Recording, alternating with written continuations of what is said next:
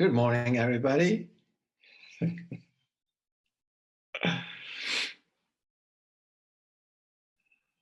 All right.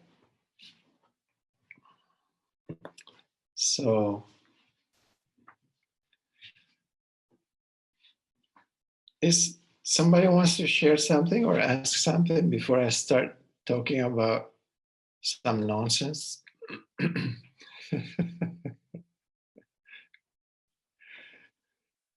Just raise your hands like that if you want to share something or ask something. Look, Melchior came too today. How nice to see you again.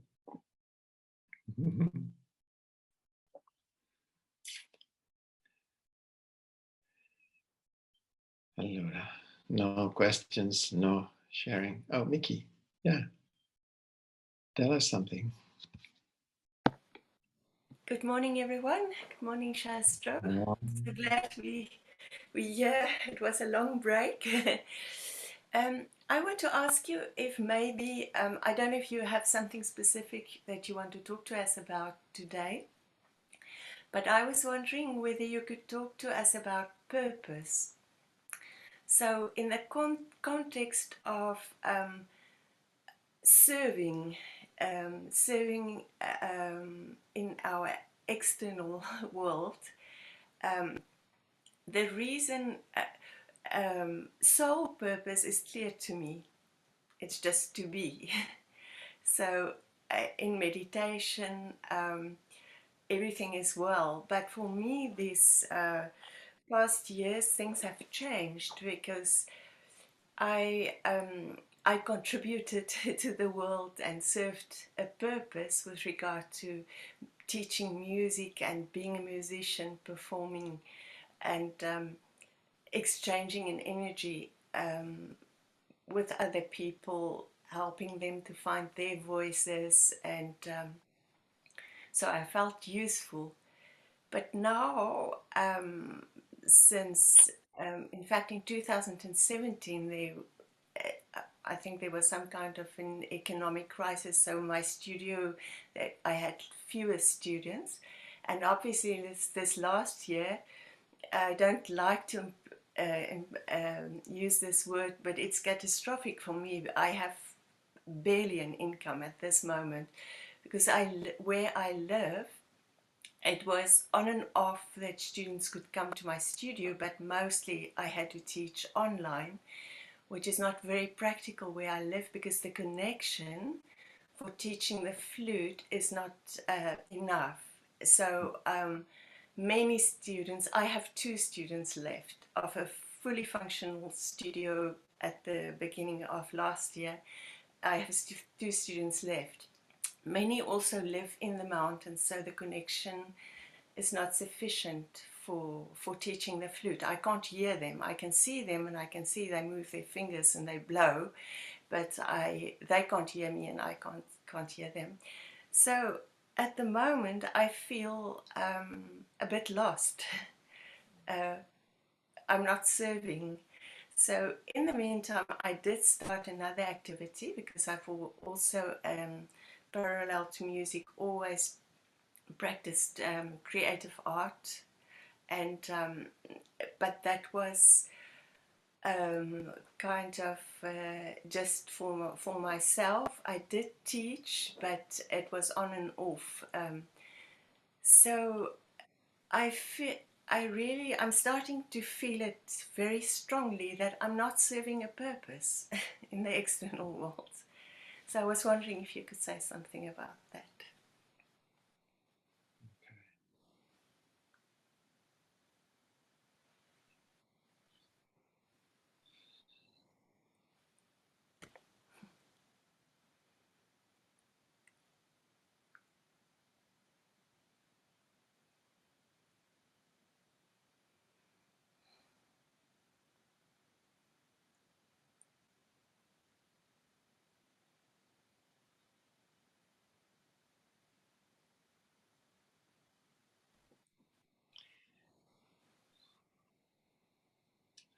I can only share my experience and what I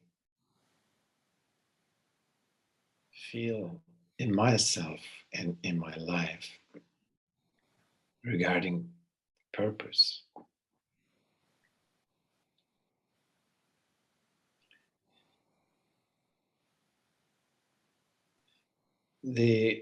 For me, the external purpose, it seems to be always an outcome of my inner purpose, or let's say a consequence. So my attention and my focus is always brought back to my inner work, to my inner state. And usually out of that, something unfolds that gets then expressed in the outer world. But usually, for me, it's like that. The outer is an outcome of the inner.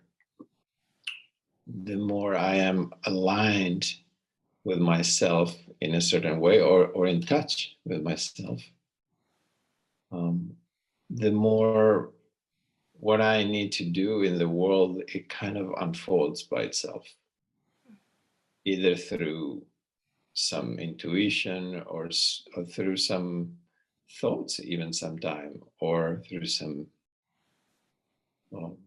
visions or whatever it is. But I don't tend to put a lot of energy on the outer purpose unless it comes from the inner. And my experience is that once I am aligned, sorry, I have a lot of different sounds coming in here. Once I'm aligned with myself, or in touch with my center, whatever that center word means for each of us, it might be different. But just to try to express, fingers pointing to the moon, right, to the moon. Once I'm more in touch with my center, some things, they really lose their importance. That some things that for my mind are very important, suddenly they are slowly, they are not anymore. It's like, oh, okay, maybe that was not so important after all. It was not so essential. And so I let them drop. Other things becomes, they just pop out. It's like, oh, okay, I need to do this, or I would like to do this now. Let me see, how could that manifest? And will it manifest? I don't know. So I'm not going to offer you a solution to your situation practically in this moment. Yeah. But it does make me move towards something that I wanted to share anyway today, which is talking a little bit about frequency. And I found some beautiful, and maybe this will answer your question in an indirect way, I don't know. I found some beautiful quotes, or somebody sent me these quotes. And there are quotes from, they were signed as they were said by Albert Einstein.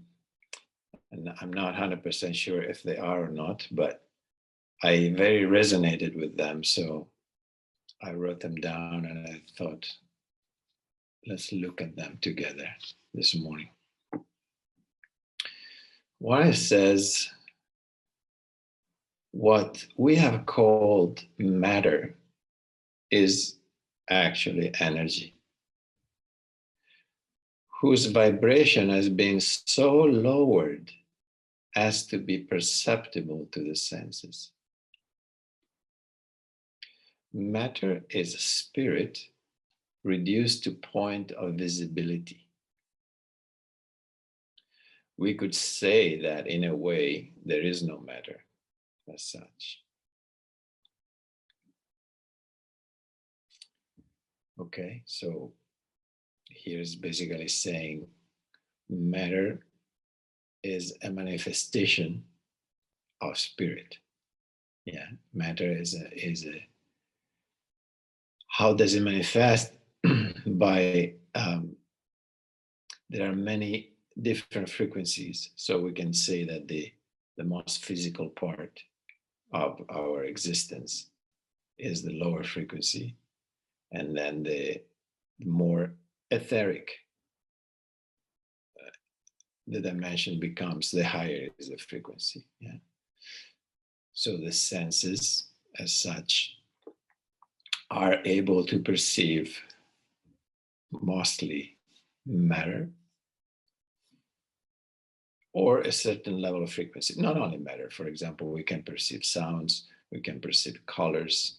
Yeah. And those colors and sounds are also frequencies. Every color has a certain frequency. That's why it appears to us different. Red is different from purple because they have two different frequencies in the light spectrum. Yeah. And sounds, it's pretty obvious. Yeah, they are frequencies. There are high frequencies, there are lower frequency within sounds as well. The higher the frequency, the more high pitched, of course. You know that because you're a musician. And then it comes to a point that you keep going higher, we cannot hear it. Human ears cannot hear it anymore. So obviously sounds are frequencies. And so in this quote is saying matter is spirit reduced to a point of visibility so that we can see it. Let's just leave it there for now. I like that. And then there was another one that says, everything is energy. And if you match the frequency of the reality you want, you cannot help but get that reality. It can be in no other way. This is not philosophy, this is physics. So what it's saying is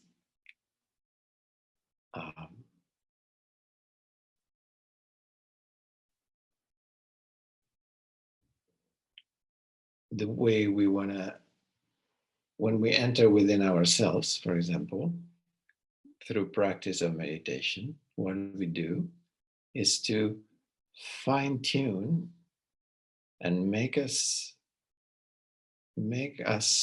more able to perceive higher frequencies. This is done by starting from what is obvious, what is more perceivable.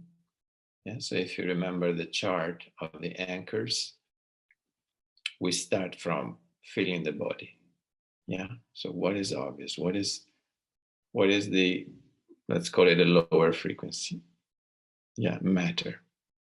So as the first quote was saying, lower frequency. So we start from there. Feeling the weight of the body, feeling the gravitational pull. And then also feeling the higher sky energy, which is a higher frequency, not so perceivable. Then we moved with the second anchor into becoming aware of the breath. Again, which is a bridge between form and formless, so between the body and prana, or the ether or air. So prana is very subtle energy, higher frequencies. Again, the body, matter, lower frequency. So the breath is a bridge between these two. The third anchor was sound, listening to sound, remember? Now, I don't know if I'm switching the second and the third, but if it was first breath or first sound, doesn't matter. Listening to sound. So we use the body, matter, to hear something that it doesn't have a form, sounds, but there are frequencies as well. And then the fourth anchor that was moving into perceiving the inner space. See, here we go really into formless, yeah, so higher frequencies. This process is useful. Take it as a blueprint, as I've told you before, especially when the mind is very busy and we feel like we cannot quite be present because the mind is overwhelming. There are many thoughts coming and going. And so using any of these anchors or all of them, because all of them can happen at the same time, it's just awareness that is at one point directed towards something, might be perceiving the breathing, the breath, or it might be directed towards perceiving the sounds. It might be a perception of the inner space, a perception of the physical body, but they can happen all at the same time. Remember this, yeah? We're not like concentrating necessarily on one thing, but awareness is 360 degrees. So it's perception of the form, the physical, the body, the breath, the less physical, sounds, inner space. All this happens within our consciousness anytime when we're not lost in thoughts, right? So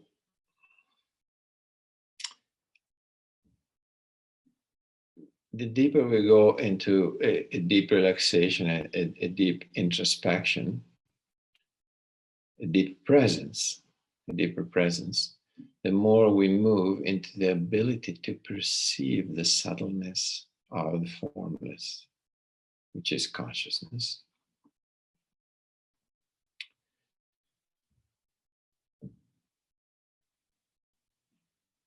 So we go through, in a way, a spectrum of frequencies. Yeah, the deeper we go in, the higher we move on the famous vertical dimension that we talked about. So the deeper we go in, the more we're able to raise the perception of higher and higher frequencies. So we're able to perceive not only matter, but also formless, which is formless, so we can call it spirit.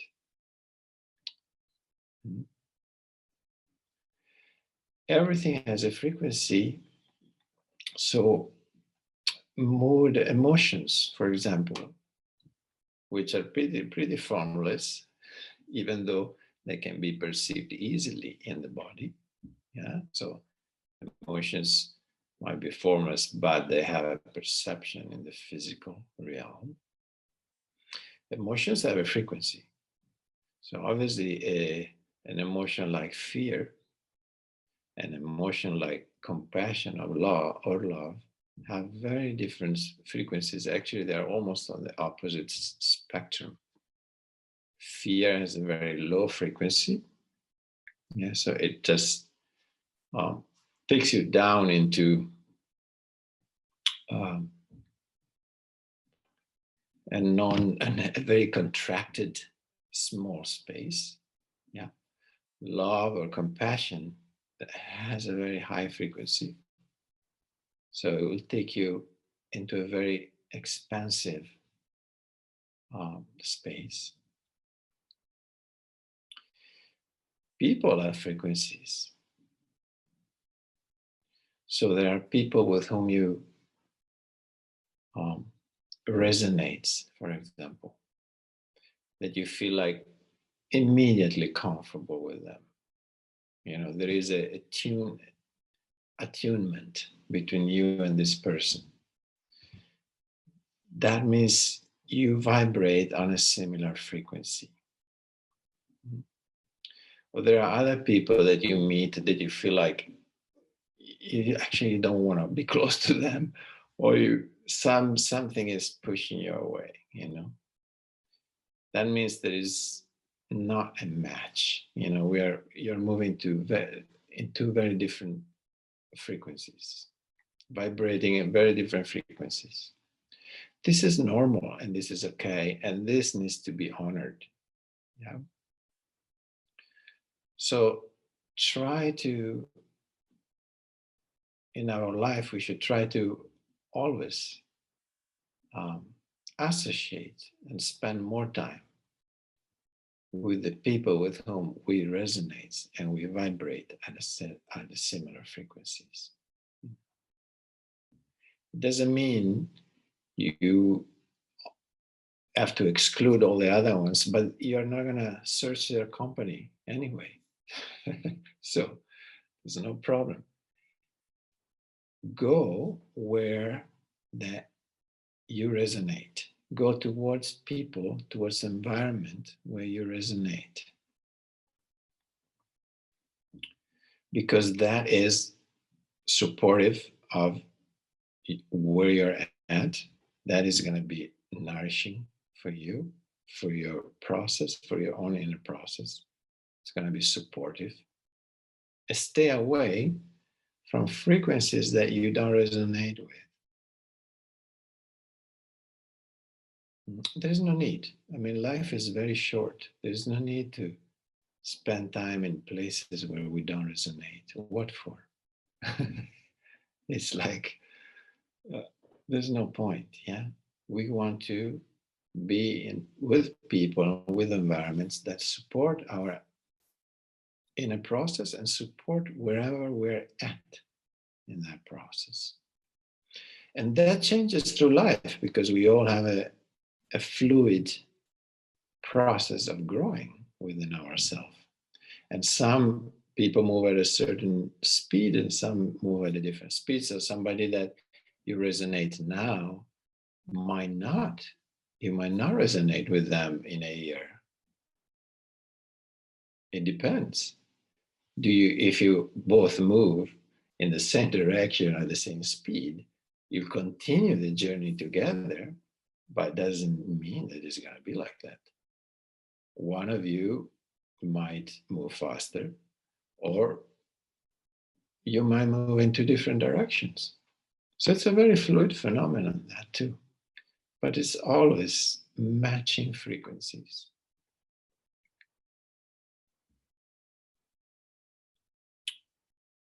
And deepening this or looking at more aspect of this frequency issue, there's another quote that I like that, see if I find it.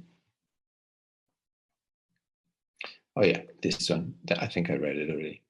Everything is energy, and if you match the frequency of the reality you want, then you cannot help but get that reality.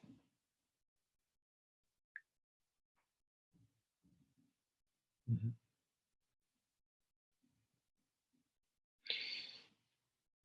If I am, for example, practicing meditation because I feel a call, I feel a strong call of something that I could only maybe describe as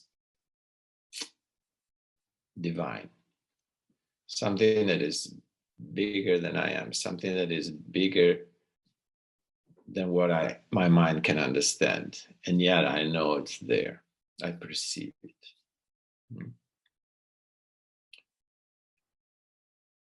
What I'm saying is that I want to move towards a higher frequency.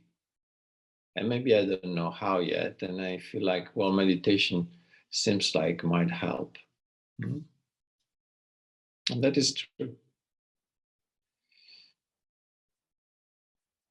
But the reason why I cannot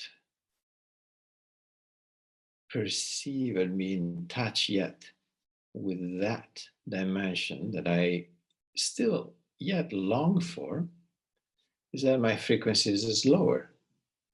And what I can perceive only faintly is a higher frequency. So if I want to move towards that higher frequency, let's say, I have to make sure I don't, for example, keep wasting a lot of time in a situation where my frequencies are lowered. For example, hanging out with the wrong people, like we were saying before, with people that wrong in the sense that they do not match my frequency or a higher frequency either. Or I don't want to dwell into emotions necessarily that I feel are lower in my frequency. So to be able to perceive the divine, I need to raise my frequency. And the way to do that is to empty myself of all thoughts, for example.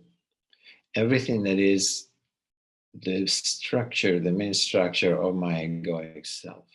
Why? Because the egoic self has a certain frequency that is relatively low. Yeah. And in the no self, that's where we move towards higher frequency. The mind has a certain frequency that is not particularly high, even though it's practical and functional. No mind is a space of expansion of higher frequency. So if the divine, let's say the divine is the highest frequency that we can imagine, yeah, it must be, because divine is existence itself, is creation, it's everything, it's the whole, it's the Tao. Yeah, it's our Buddha nature, that it's enlightenment, that is the highest frequency. So if we want to follow that longing, we simply have to practice in a way that our frequencies are rising.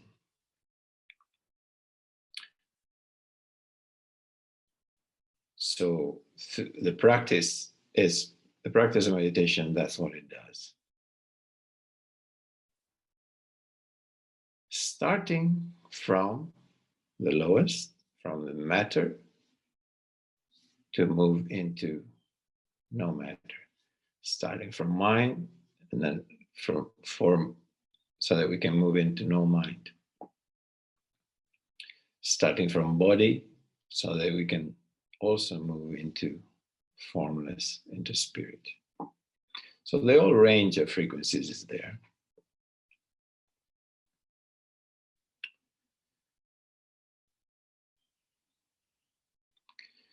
The practice of witnessing, or what we call observing.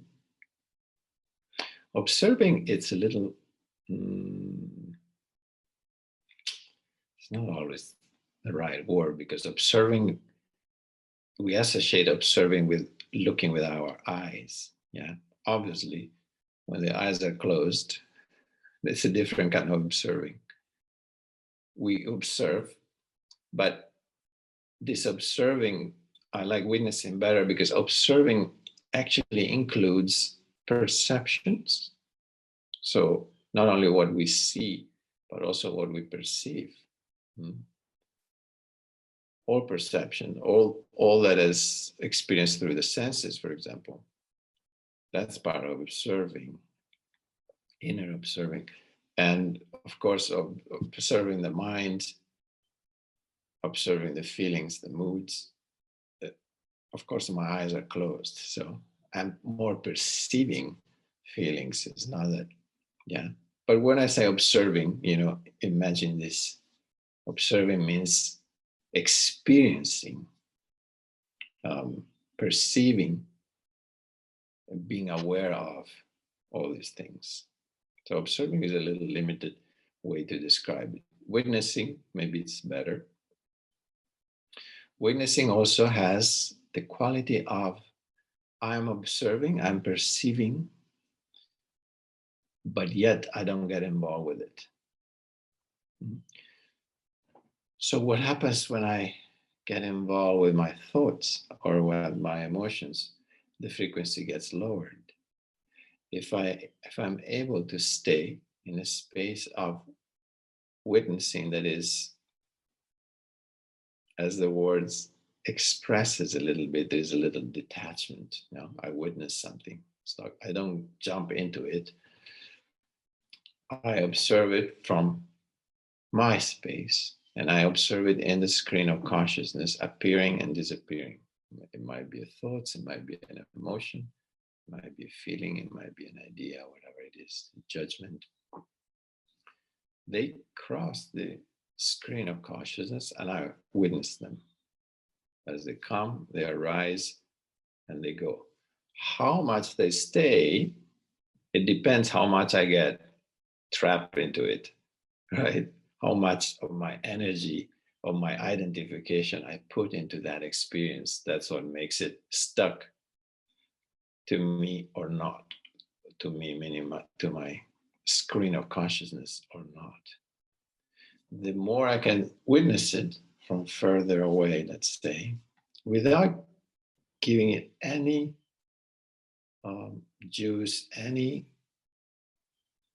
without projecting any liking or disliking on it, without tampering with it, just let it pass like a cloud. The faster they will pass, and the more the frequency of my witnessing self will remain higher, and actually will keep moving higher and higher the more I'm able to witness everything without any choice. Choiceless awareness. So choiceless awareness is a way to raise our frequencies and will make us able to perceive more and more subtle realms of our inner space.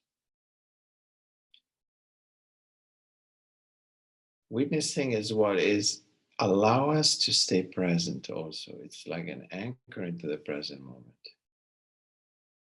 Because it means that I just observe things without hooking into them. So I'll remain detached from all experiences in that sense.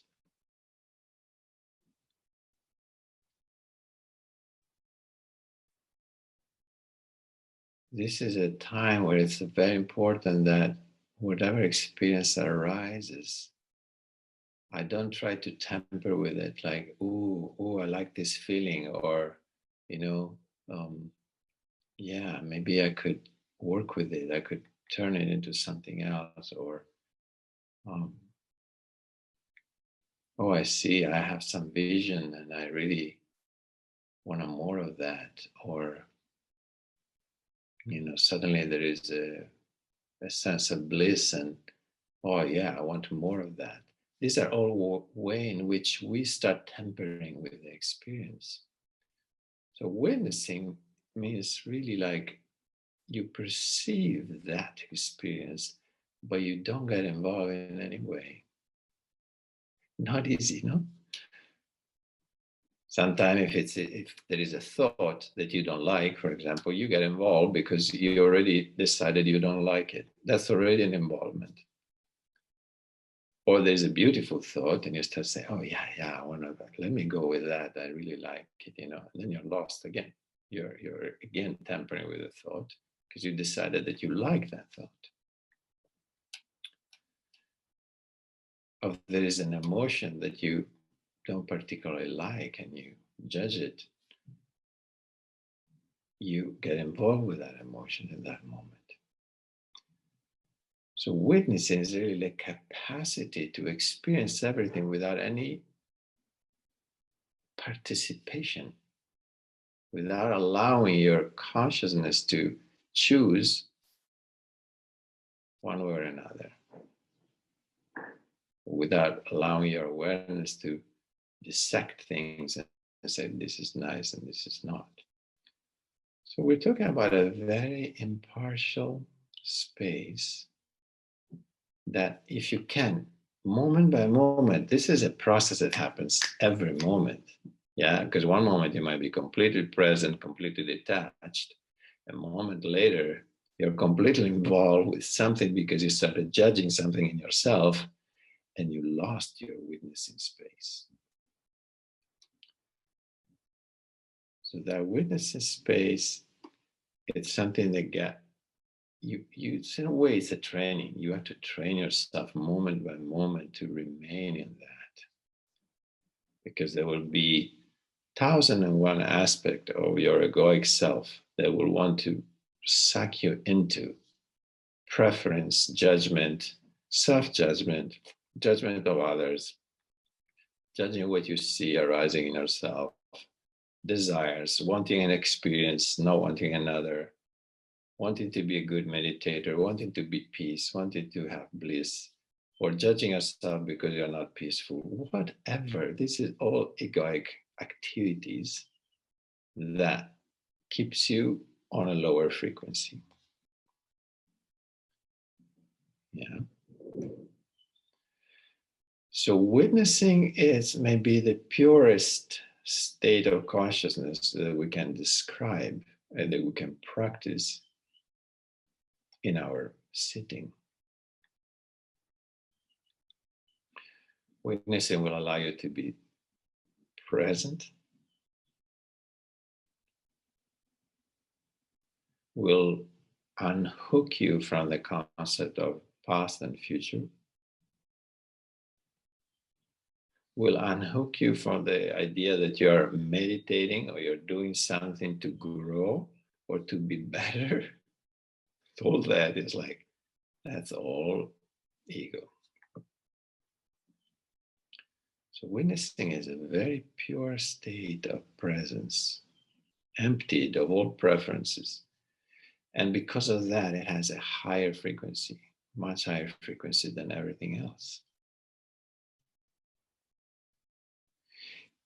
In that witnessing space, in that pure witnessing space, that's we start perceiving higher vibrations, which means also we start perceiving, wow, the whole surrounding, everything that is around us is, this whole universe is just humming with love and beauty and innocence and purity, There is a very benevolent energy force in which we're swimming in it. We're not usually aware of it. But as the frequency rises, you start feeling, we could say, you start feeling a little blissed out. And you wonder why. And you notice, well, you're just witnessing everything. You're in a space of pure witnessing. And you start feeling blissed out because you start perceiving the higher frequency of divine existence. That's the sense of blissfulness and peace that we feel. We just start feeling something that is always there, but our frequencies are a little lower usually, so we don't tap into that. We're so concerned with mundane things, with who we are, with our little self, our little world, our story. What happened yesterday, what will happen tomorrow, what shall I do about this, what should I do about that? That's all lower frequency. But as we move more and more in this witnessing space, we're able to perceive a higher frequency that is always there, which is something that is calling us actually. And there's many qualities to it. We can put labels to it. I could say love, I can say peace, I can say beauty, I can say compassion, innocence, purity. It's all like words anyway. But it's something that feels very good, and it is something that is, we know it's in us, it's part of us. And that part of us, as our frequencies start rising, start resonating with that is around us. That's why we connect with existence. We go back to realizing, oh, I was never separate. Here I am. I feel it. I feel it all around me, and I feel it in me. That same quality. So that's what the process of meditation does. It brings us to a communion with existence, that it's always there, but it becomes conscious. We become conscious of that. And this happened through the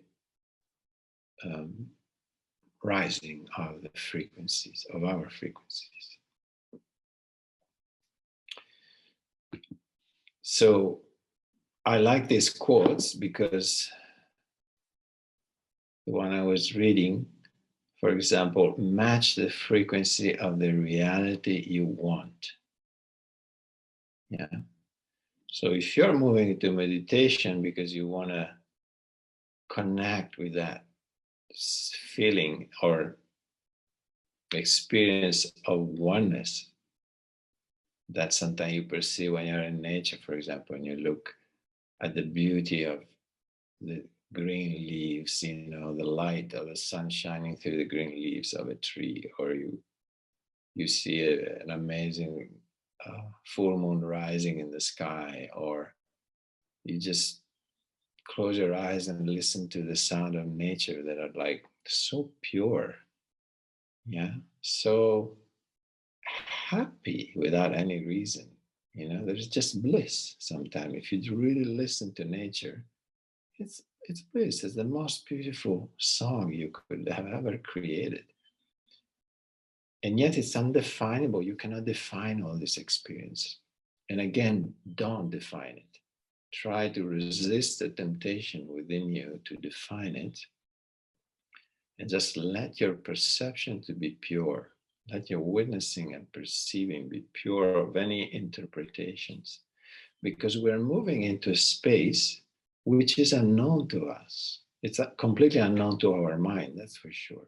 It's a frequency too high for our mind to be able to cope with it or to understanding. That's why I said mind is useful in the outer world.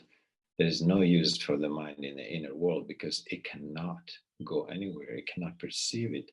The frequencies of the mind are too low, because it's part of the egoic self.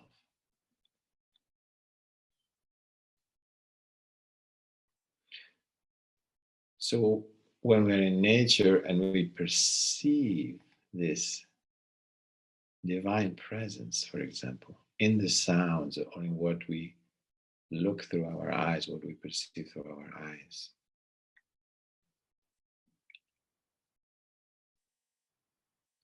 those are precious moments of an indication. And we know and we perceive, my God, this is what I want, or this is what I have inside, but I can't always tap into it. The same quality of purity, of joy, of lovingness. In that moment, we are starting to match frequencies.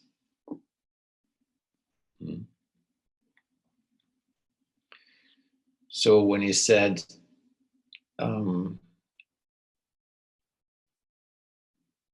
match the frequency of the reality you want, and you can't help but get that reality. So if we want to match a divine frequencies, we have to start, first of all, accept that we are divine. Because if we keep beating ourselves up or let the inner judge come with a whip and say, nah, you're doing this wrong, you could be better, you could be more, you have to work harder, you have to meditate more so you'll reach something, that's not the right way to raise your frequencies. You have to, first of all, accept you are a divine being. There's no doubt about that. And I remember well when I was in India with my master, and he kept saying, well, you're a Buddha. And I was sitting there, I was still very young, and I was like, whoa, wait a second, dude. Me? A Buddha? Really?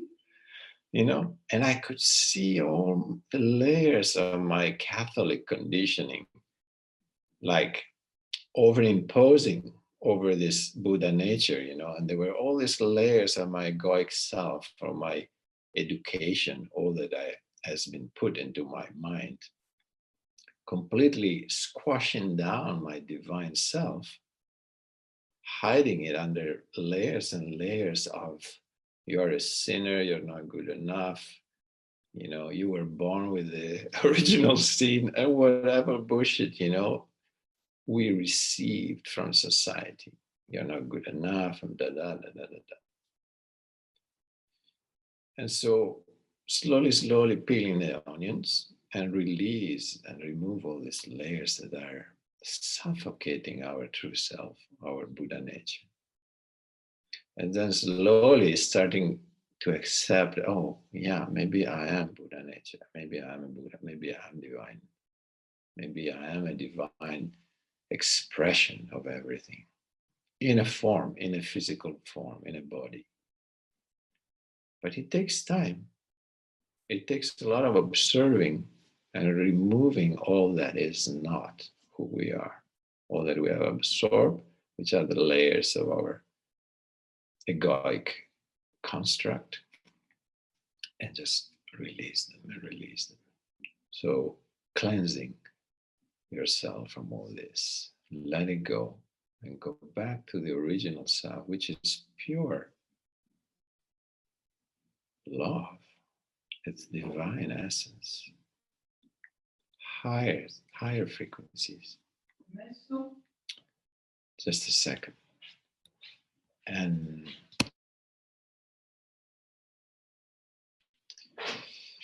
yeah.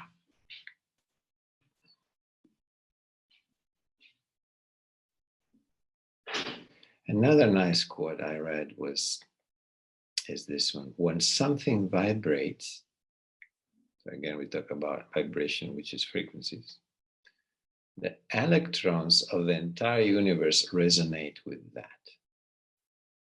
Everything is connected. The greatest tragedy of human existence is the illusion of separateness. Again, a beautiful quote that basically says, everything, the whole universe is a humming of frequencies. Everything resonates. When you vibrate, for example, in a frequency of love, you're bound to attract love. You're bound to experience love. You're bound to see love all around you because you match that frequency. No? If you are resonating in a frequency of anger or hate or fear, then you will experience fear. You will see fear. You will see hatred. You will see things to be afraid of all around you.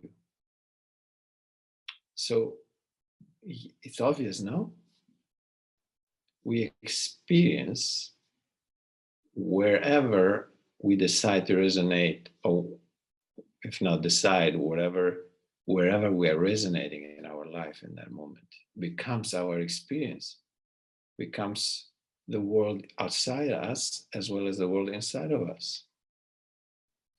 That's why they say there's no separation between in and out in reality, because the outer world is what we perceive it to be.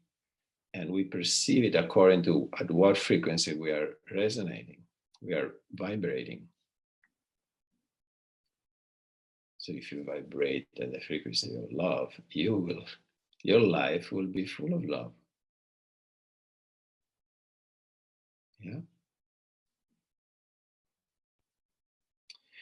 And a little bit what I was talking with Mickey in the beginning, when you align with your center, with your inner self, in the moment you align with yourself, it is as if the whole existence starts aligning with you. So then things start happening, but not because you make an effort, because you try to achieve them or you try to make them happen, just because they do happen. Existence is aligning with you because you are aligning with yourself, and your true self and existence, it's the same thing. You're connected. Your true self is part of existence. So the more we align with our true self, the more we align with the whole existence. Or another way of saying is align with yourself and existence will align with you. So going back to purpose, my inner purpose is the most important thing. That's where I raise my frequencies and I do my inner work. And then existence aligns with that. So then things start happening because they start resonating with that frequency that I'm in touch with, where I'm at. I know it doesn't sound very practical as a as an answer, but I hope you find some bit and pieces that gave you an answer to your question, Mickey. It was a long, around the world answer, but I'm sure something maybe has helped finding an answer. Thank you very much, Shastro. The more I listen to you, the more I got it. I think I lost it a little bit these last 2 weeks, and thank you very much. Yes. Good.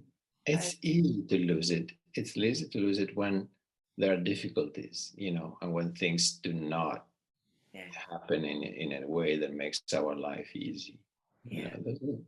But that's why I often say it's really very important to cultivate a sense of trust. Yeah. And it's not always easy. Some people have it naturally. Some people have the opposite. Like a lot of mistrust for whatever reason, because because of their childhood, because the environment where they grew up was like there was nothing you could trust. It's okay, but be aware of that. And then the more we move towards center, the more that sense of trust arises, because we start perceiving the higher frequency of the universe, which is an amazing, mind-blowing universe. And it's so vast and so high that even the mistrust just dissolve completely in the light of that. Nothing can survive. Everything gets burned, or everything that is not real gets burned. So even trust, even if you don't have trust, just cultivate it, and you will see it growing more and more anyway through your practice. A sense of trust, because you feel part of something so vast, so divine, and so immense. How could you not trust it? How could you not?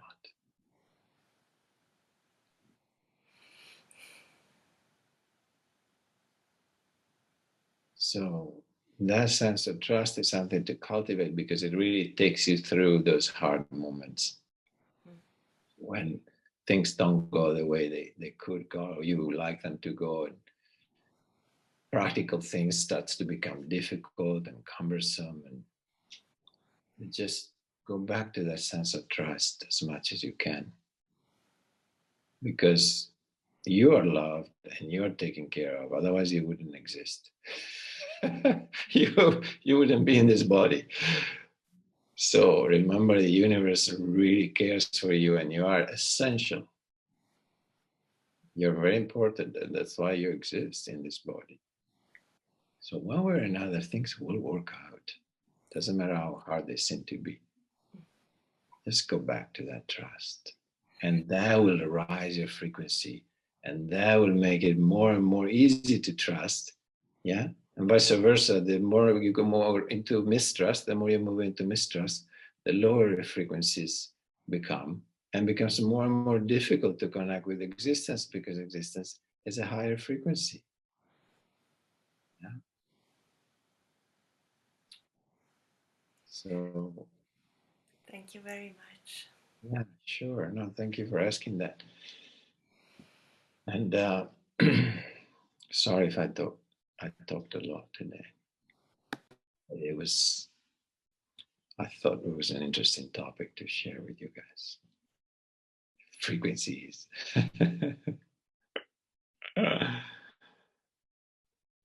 Okay. Maybe we should let that being absorbed, all that has been said, and do a little sitting together to facilitate that absorption as well. And just sitting back into silence and letting go of all these yucky, all these words that are coming out of my mouth. All this concept. We let go of all that and let it all sink in on a deeper level. Yeah, not only on the mind, the intellectual level, something deeper than that. So find a comfortable position to sit.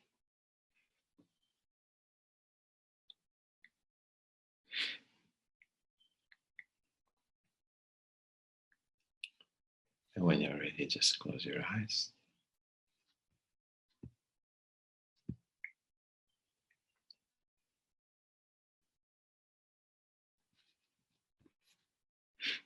And start bringing your attention inward.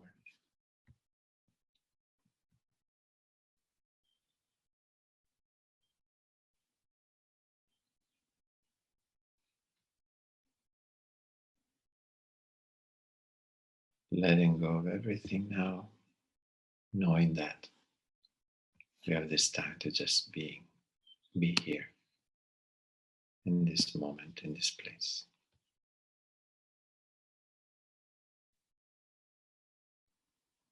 Just a time for ourselves to connect to our Buddha nature.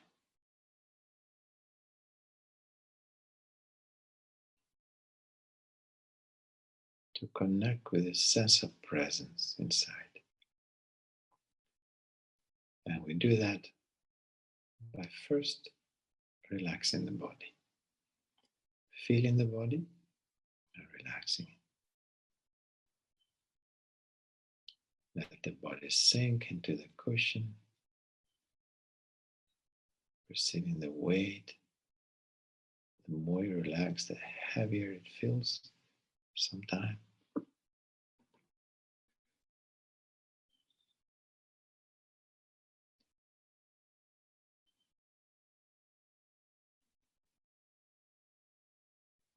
The more relaxed the body, the easier it is for the mind to relax too.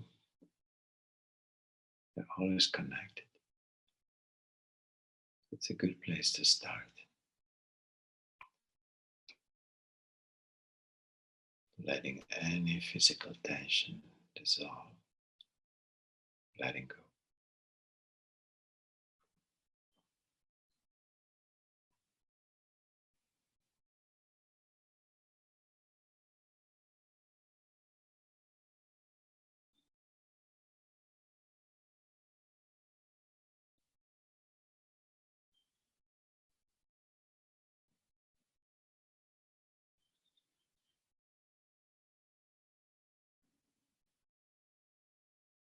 And perceiving also light pull upwards on the top of the head, sky energy uplifting you from the top,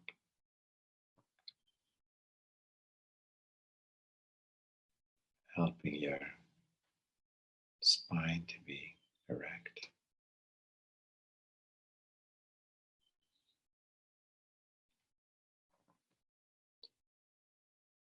Without losing touch with the earth and with grounding, letting go into the earth and being uplifted by the sky at the same time. We sit right in the middle of these two energies. That's how we sit.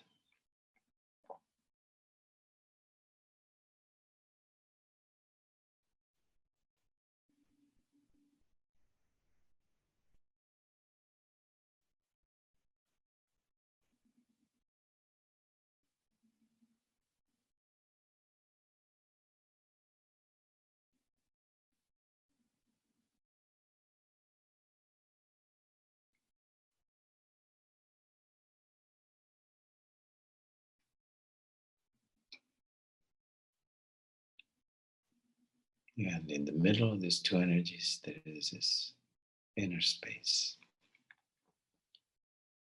You could call it an inner body, in which we experience everything. We perceive, we observe, we become aware of all different things, like sounds, the sound of my voice, or maybe some sounds coming from the outside,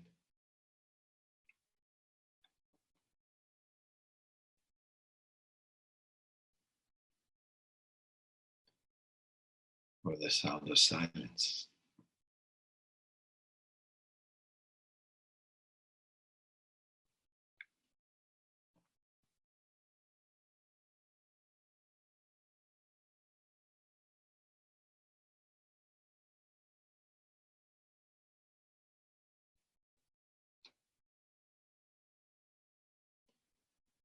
The perception of the movement of the breath that happens by itself,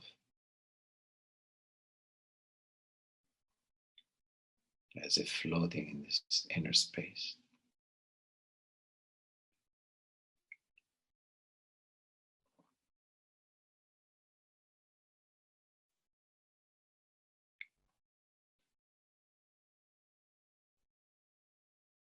And anything else that is experienced, perceived in this inner space. Anything that appears in the screen of our consciousness, as if we're watching a movie.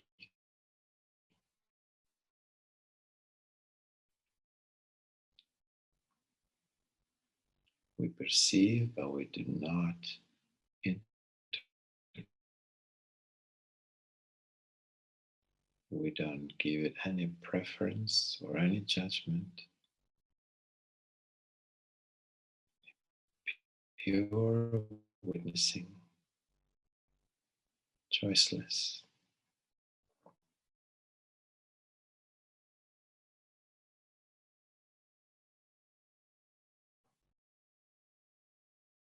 Which allow our consciousness to remain detached in a way. We don't get involved with all these experiences, and yet we see them unfolding. But they come and go. And it remains. Everything else comes, exists, and it goes.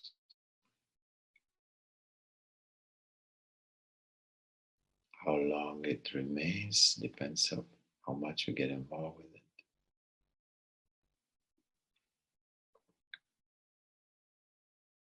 Otherwise, everything is a flux. It keeps changing.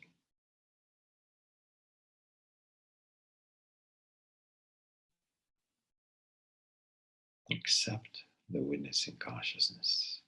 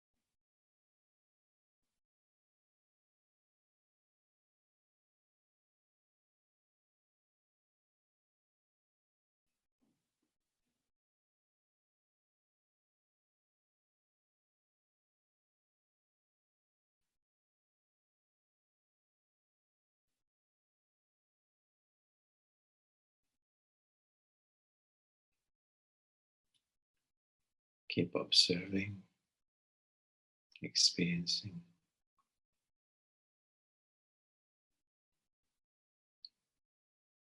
perceiving,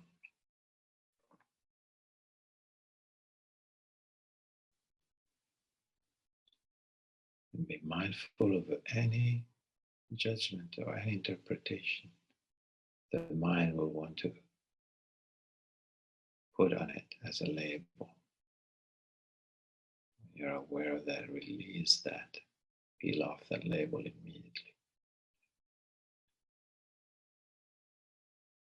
Let the experience be pure, simply as it is, neither good nor bad, neither pleasant nor unpleasant. It's just what is. The witnessing consciousness does not get affected by any of that. So, what's the point of judging it, wanting to change it?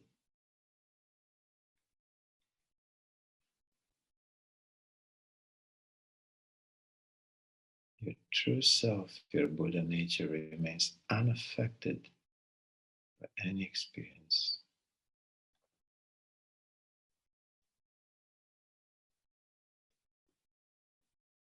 So, how you experience and what you experience, it does not matter. What matters is your capacity to become a pure witness,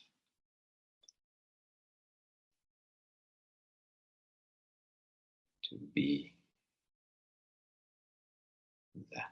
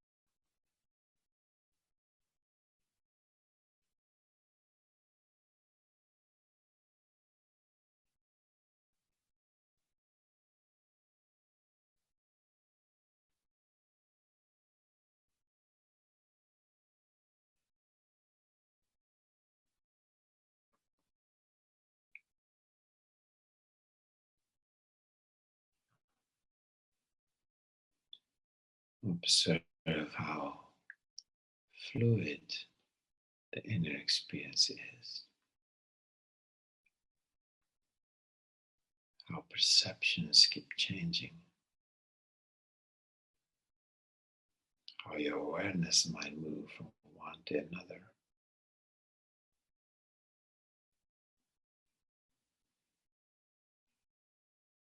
And how sometimes there is just space, no experience arises, and you let yourself sink into that stillness.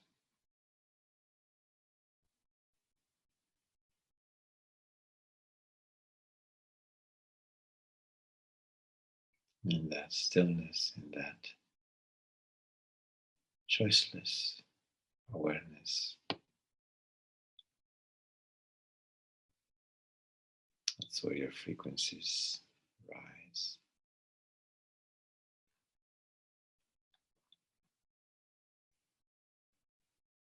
towards the divine self,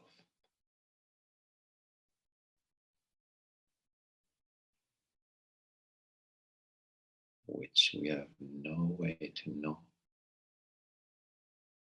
to describe, to understand. So move in that space with utter innocence, like a little child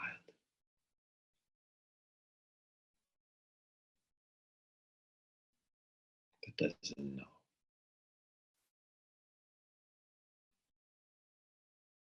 but yet is.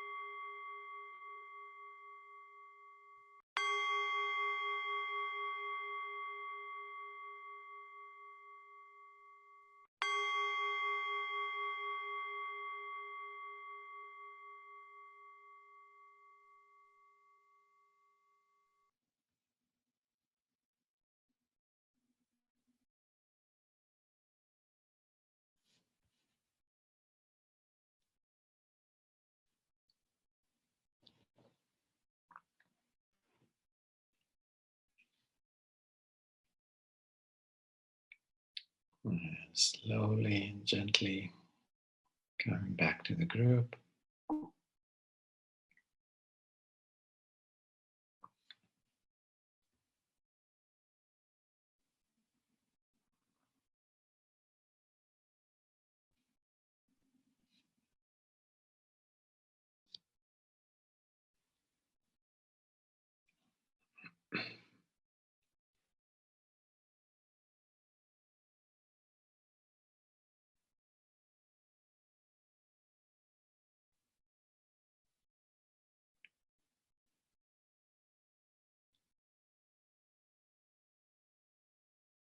So if somebody has to leave because it's time to leave, you can go, but I like to leave a little space open now.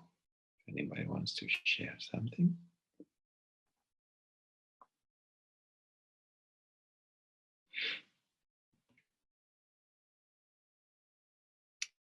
Yeah, Maria.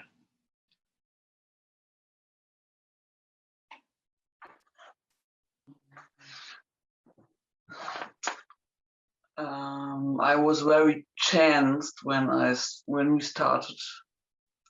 Very Tensed. yes. And I was thinking about, should I meditate? I have to do a lot of things, and now I really have to go. But it was a very deep experience for me. I could connect this innocent child, this vivid child, with the energy, and I, in this tension, I'm the broken child. And so it was very important to get in contact with this lively, vivid side of me, this creative side, and in the connection to the energy around me was. Thank you. Yeah. Yeah, and there's a resonance, isn't it, when we allow ourselves to be in that childlike space, it's so much easier to perceive the magic of the universe, you know. So because it's a higher frequency of innocence. Innocence is a very high frequency where you don't know, but you're just there and you're like surprised almost of everything because you don't know. So everything is magical in a way. Thank you very much. Thank you to you all, and I have to leave now. Sure. Thank you for your sharing, Maria. Thank you very much. Yeah, that space of not knowing, of innocence. That's the quality we want to cultivate in our practice. Because it's easy to get very knowledgeable, you know, with all the books we read and all the master that have been teaching and all this nonsense Shastro is saying always.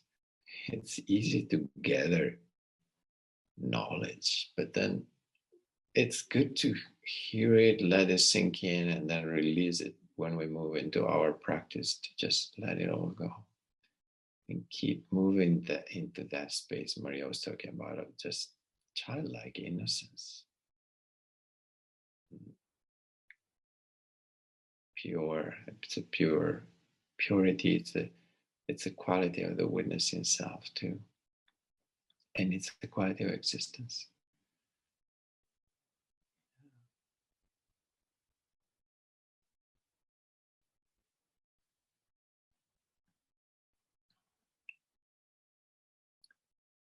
What else?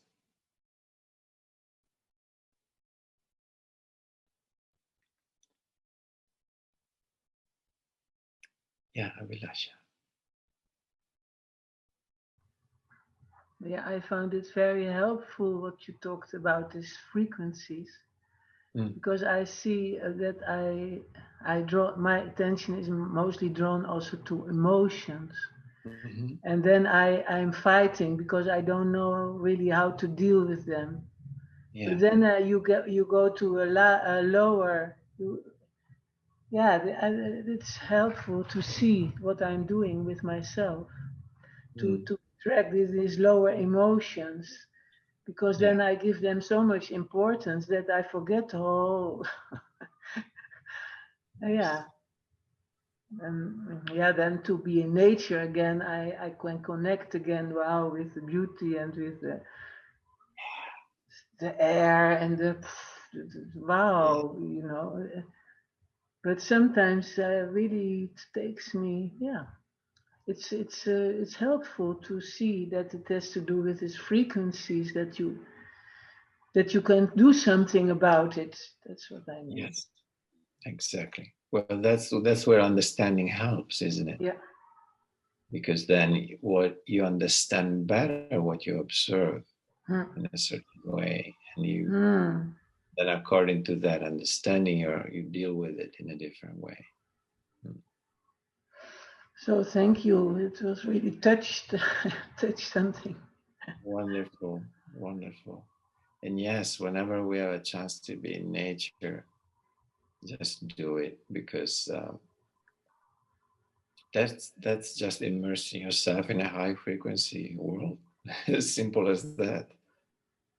Without doing anything, you just be there with nature and just suck in all this high frequency. It takes you to a vibrational higher level simply by being there with nature, in communion with nature. Beautiful practice. Yeah, and take a break from our mind. Yeah, I'm painting also from this.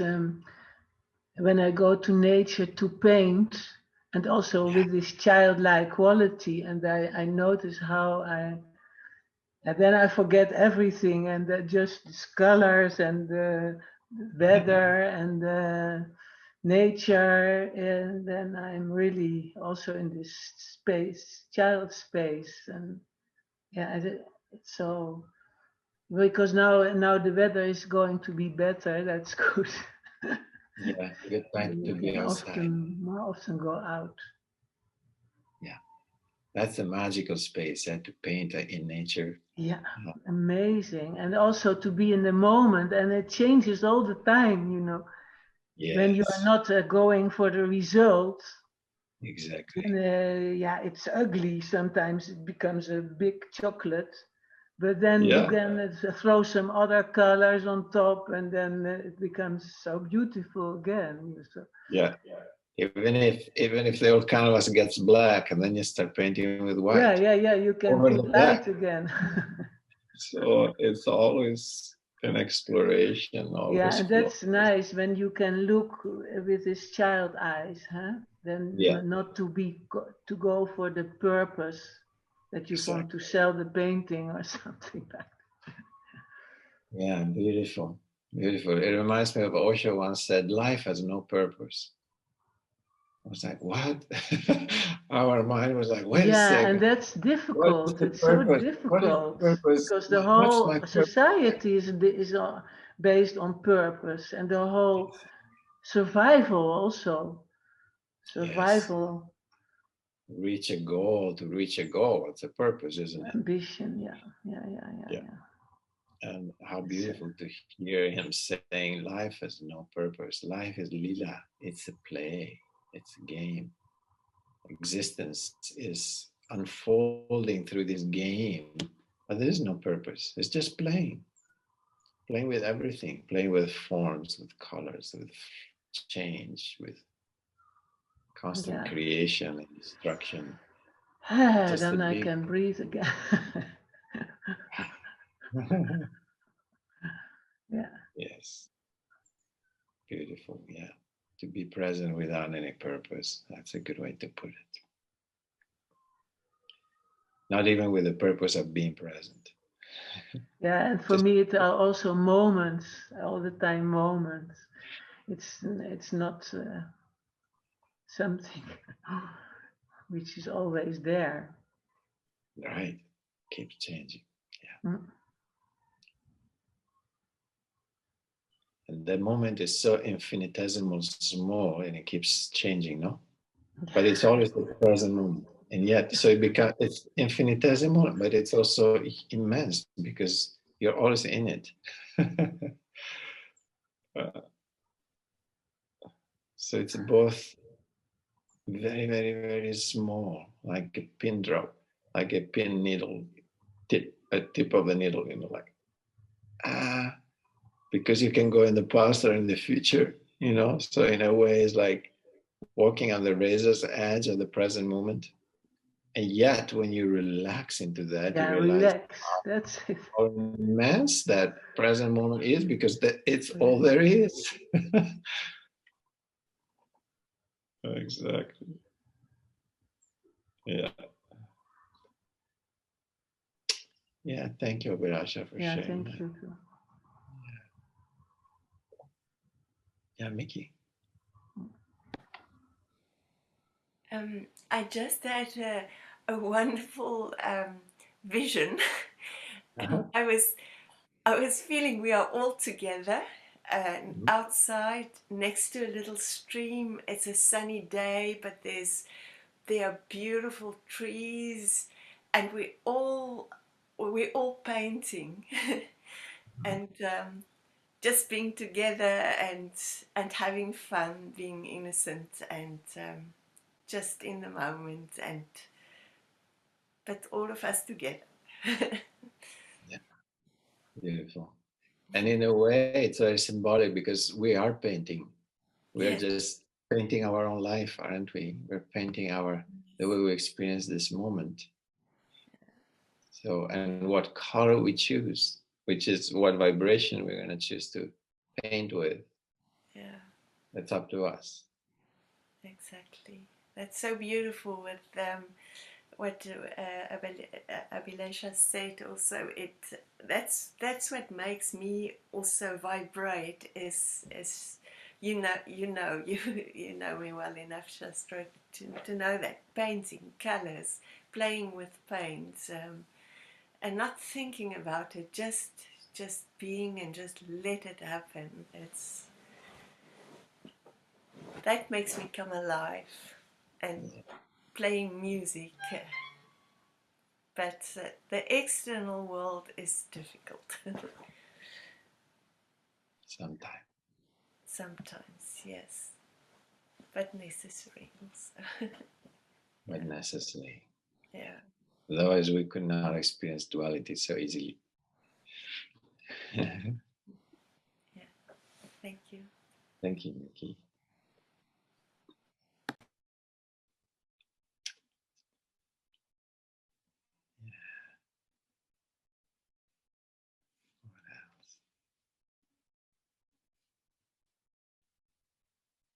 Jennifer, how's it going? I haven't seen you in a while. You okay? We cannot hear you. No, it's lovely to join again.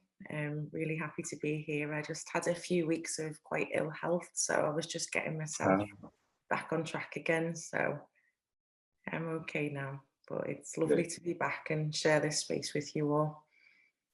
Nice to have you here again. Thank you. Thank you. Lovely group of souls. We are beautiful souls. Fridays are always more inspired after this group, I find. It's always a more colourful day, and yeah. Good. That's nice. Thank you. Thank you for being here.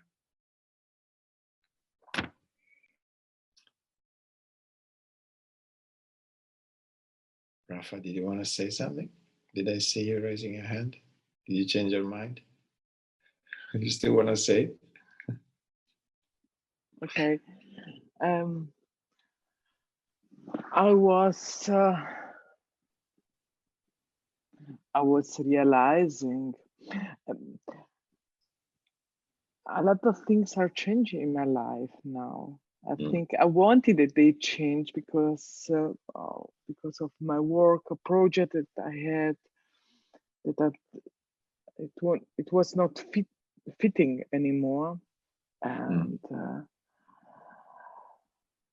I think that my ego was still attached with this, and now these things are changing. It's sad. It's also hurting me a little bit because I'm putting a lot of love there, and that I am this process, and I recognize in that I'm very thankful and happy that I could put this love, and this love was flourishing, but it's also hurting me. And now I was recognizing that it's not just this process of let go outside, but the image of myself is changing. I'm changing. And I am the observer, or the one who is living, or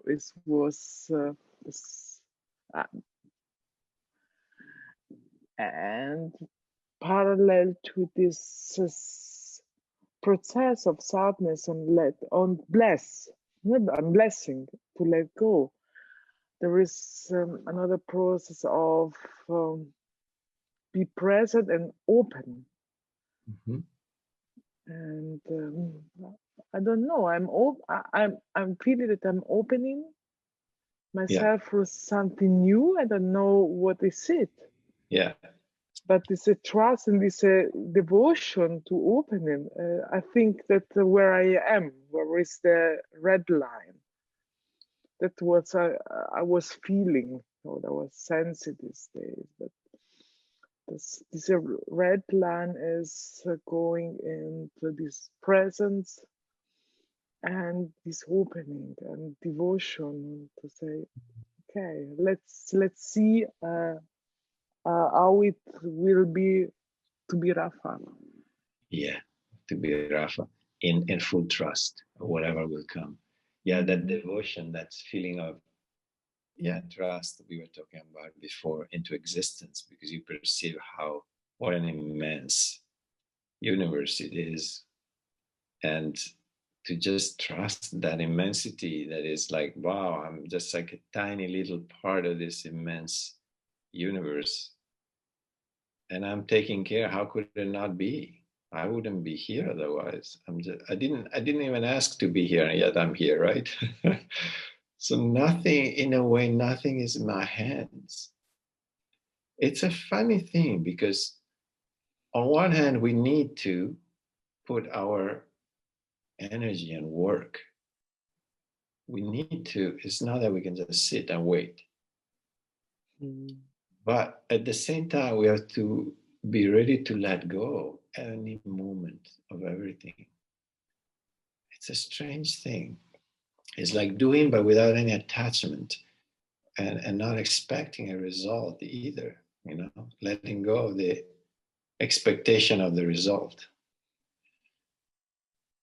It happened to me in the last week, this experience where I saw it one more time, how letting go of everything is what actually then makes things happen. They happen because I let it go, not because I struggle and struggle and struggle, trying to achieve something. And, probably I share with you that I'm looking for a property to open this, also this meditation retreat center, which will be also my home. And 3-4 days ago, I really hit bottom. It's like I've been like going, working on it, seeing a lot of properties, traveling, going here, going there, talking to this person, that person. And somehow it didn't manifest. The right place didn't show up. it was more 8 months, more or less. I really go.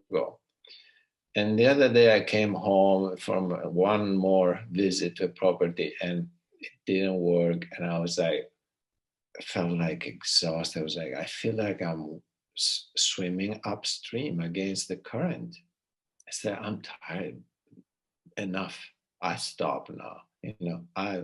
It's not happening. Obviously, the place is not there. This is not the right time. Whatever it is, just forget it. I need to stop everything. I'm exhausted. This is not working anyway. I did all I could. And I went to sleep with this feeling of relief. It was like, oh, peace. There is no goal anymore suddenly. It was like, oh, what a nice feeling. I slept so well. And then in the morning I woke up and suddenly there were like 3 messages on my email of people offering a property to me because they heard from a friend. And then, one thing was not, within 2 days, suddenly, now there are like 3 properties I have to see, and all 3 of them could be the right one. So not one. So I'm like, okay, wow. So I moved from 0 possibilities after 8 months of really, really working hard with all my single pointed attention, and nothing happened. And yet in the moment I let go, suddenly there are 3 places I have to, now I will have a problem to choose between 3 because all 3 are good. And I said, okay, this is a better problem. It's better to have too many to choose than none at all, But it was so obvious again to see, wow, nothing happened while my effort was so there. And in the moment I was able to just let go of everything, it started manifesting. But at the same time, I also know that unless that effort was there before, after the letting go, it would not have manifested. It's almost like you build an energy, through your own conscious commitment to that. You put all your energy into it as totally as you can, without expecting it to happen, because probably it will not, But that builds an energy that in a moment you release and say, fuck it all. I'm out of here. I stop. Then all that energy has to go somewhere, and it seems to go into manifesting through existence. But it could not manifest because your effort was there. It was just like that. It's, Osho talked a lot about this many times. He said, well, Buddha enlightenment happened because after years and years and years of like struggling and practice and fasting and trying this and trying that, suddenly he said, fuck it, it's not happening. I let go, And then in the morning he woke up and he saw the stars disappearing, and that was it. His whole ego dissolved. But after concentrated effort, and yet letting go of all that, letting go of the effort, of the purpose, of the search, of everything, and then the flowering happened. It was very symbolic, this thing with the property. It was just like that. So, yeah, it came to my mind because you said to be ready to let go of anything that, your ego wants to, no, but, a little more effort, maybe I will achieve it. Maybe it will happen. Maybe I can manifest that thing. At a certain point, you just have to let go of all that. Or sometimes I'm the one. I'm like this, and no, I'm not this one anymore. I'm changing. Yes, that too. Wow. Nothing to hold on to. Except your witnesses. That's one thing that is always there and never changes. The witnessing consciousness, your Buddha nature. Beautiful. Thank you. Thank you for sharing, Rafa.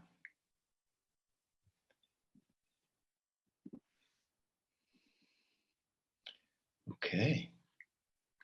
So maybe we close it here. If there's nothing else that wants to be shared, I'll see you guys next Friday. Maybe I'll have some news for you. And I don't know if you know, but I'm already holding retreats, and I'm holding one in the beginning of July, but it's in Italian. That's why I didn't mention it. But I know that Mickey and Simone, they speak enough Italian to make it worthwhile, so they're going to come. I'm very happy. But I don't know if anybody who speaks Italian, but if you do or you understand, you're very welcome to come. I mean, you're welcome to come anyway, but I wouldn't recommend it because you're going to miss a good part of it. But so for you to know, there's always you're always welcome. And there will be, once the space manifests, there will be a retreat where we are in English. And there will be a retreat maybe where we can be bilingual and have both Italian and English together and join all the groups. Why not? I speak both, so it's not a problem. We'll see. We'll see how it is going to shape out. But the future looks good and exciting, and we're going to create more and more nourishing situation for us to flower into together and alone. Okay. Much love to all. See you next week. Namaste.